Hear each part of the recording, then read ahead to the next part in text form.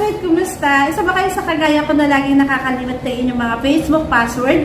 First ngayon, isi-share ko to sa inyo and sa aking sister din po na kung ilang beses na gumawa ng Facebook account dahil nakakalimot sa password po. Share ko po sa inyo and sundan nyo lang po yung screen recording at ako rin po at nakalimutan ko rin po yung password ko. Messenger, and then 3 lines sa kaliwa. I-press nyo po yan, then dito tayo sa settings. Okay, so scroll up nyo lang po and then dito sa SIMR account center, then dito sa password and security. Piliin nyo po yung change password, yung Facebook profile natin. Dahil nakalimutan nyo nga po, and kagaya ng sister ko, lagi nakakalimutan yung password, i-forgotten your password na lang po. Okay, so magaganyan siya. And, ipipiliin nyo po, try another way. Yan. So, kapag pinras nyo po yung try another way, ayan nga po, may mga option tayo dyan. How do you want to receive the code to reset your password? Send daw sa Yahoo ko dati.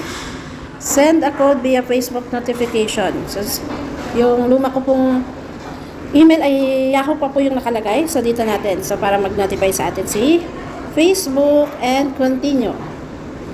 Continue natin. Yan. So, mag-enter sa atin. Yun. 372-375. 372-375. Yan. Then, continue po natin. Yan. So, ngayon, bibigyan na tayo ng chance na mag-create ng new password. Create a new password that at least 6 characters long. Strong password as combination of letters, digits, and punctuation mark. Okay? So, lalagyan na natin ang bago nating ano.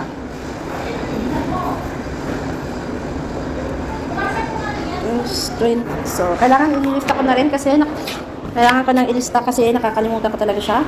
And kapag nakapag-decide na po kayo, continue lang po.